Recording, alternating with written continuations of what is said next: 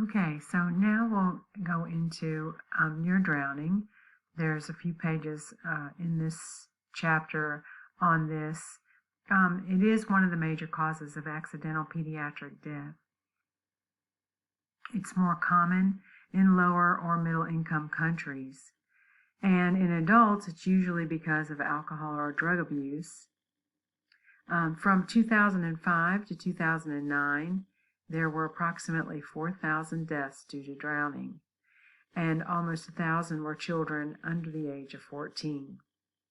So this is called near drowning because obviously if you succeed, then we're unable to survive, to revive you. So drowning would lead to a mortality versus near drowning where you got pulled out and someone started CPR.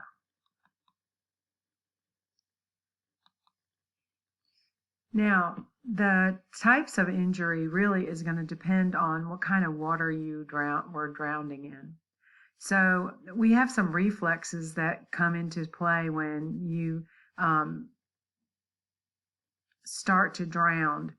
And let's just take, your book splits them into dry drowning and wet drowning for one, and that is that sometimes you can go to aspirate the water, and the shock of it causes you to have a laryngospasm.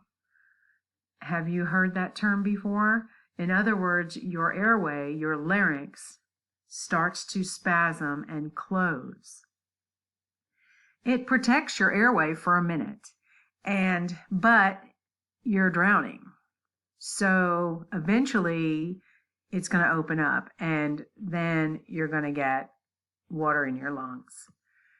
But a person that had the laryngospasm reflex may have less water in their lungs. And that's what the book is referring to with this dry drowning versus wet drowning.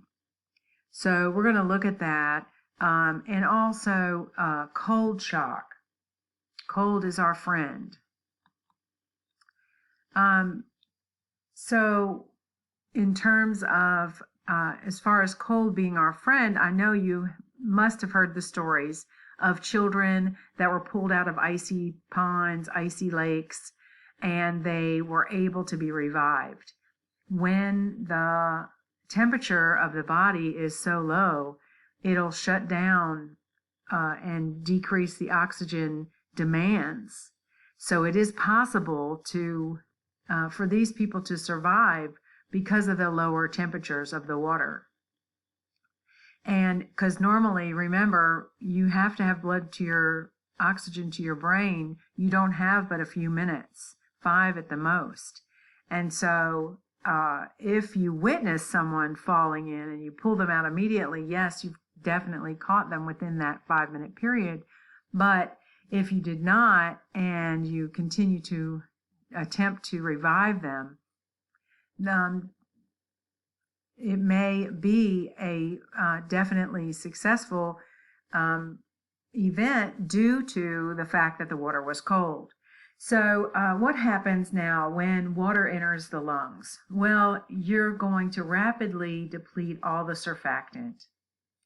And you go into also a sort of neurogenic shock pulmonary edema thing. And you are getting, because of your cerebral hypoxia. So when the brain is without oxygen, it sends out a response to the body. And then that is going to cause a worsening of alveolar flooding. At that point, you have an electrolyte imbalance. If you get hypernatremia, do you know what that is? That's a high sodium in the blood. It can lead to seizures. But that water that goes into the plasma dilutes the plasma, goes into the cells and causes them to burst because it doesn't have as much salt in it, the water that's coming into their body, as the cells do. And so it's going to go into the cells until they burst. And that's hemolysis, blood bursting, sort of, so to speak. Now, you have more potassium inside your cells than you do outside your cells. So when they burst, what goes out there? Potassium. And also, you have less sodium. So now your sodium levels can go down while your potassium levels go up. And this causes heart arrhythmias. And if it causes defibrillation, then you need to be defibrillated, right? And then death would ensue at that point. So these patients are prone to having cardiac arrhythmias, and also the hemoglobin that gets entered into the plasma because the blood cells burst can go down and clog up the kidneys. And so then you have acute renal failure also. Now, if you have salt water that goes in, now this one, the water is saltier than what's in your plasma and in your body. Now the water is going to rush in. So either way, you're getting pulmonary edema. This is going to directly cause damage to the alveolar capillary membrane, and this will even further the lung damage. You get a rapid loss of circulating volume. All the volume is coming into the lungs, and this could lead somebody into a hypovolemic shock scenario, vascular collapse.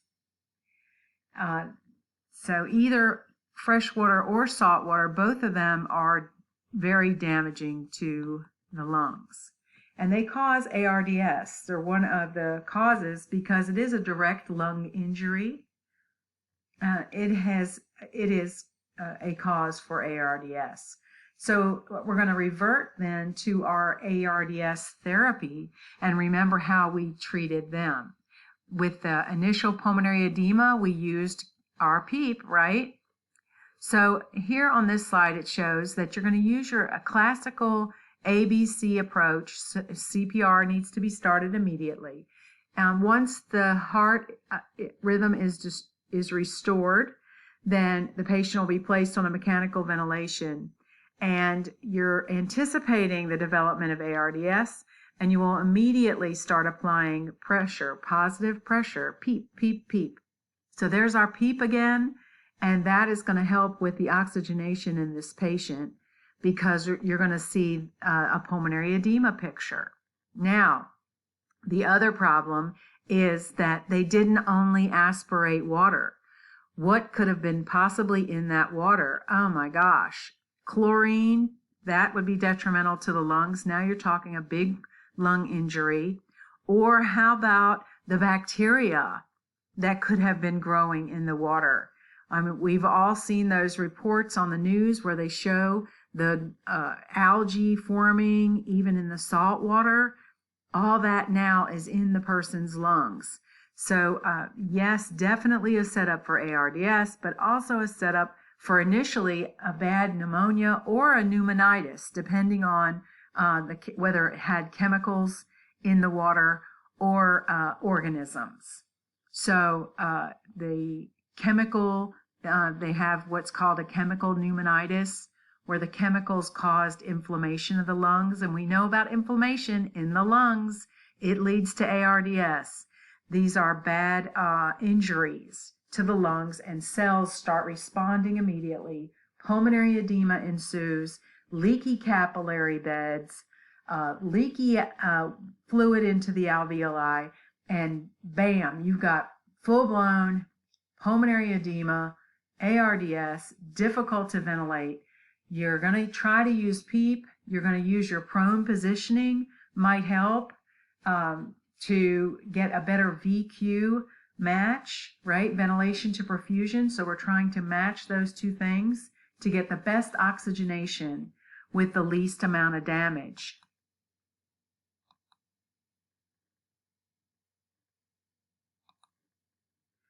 And so that's all that the book really says about your near drowning patients, just that they're going to end up to be treated similar to ARDS patients and monitored for their ability to oxygenate or not, and try to get that pneumonia or pulmonary edema clear. And I'll pick up with the next one, and we'll talk a little bit about burn patients.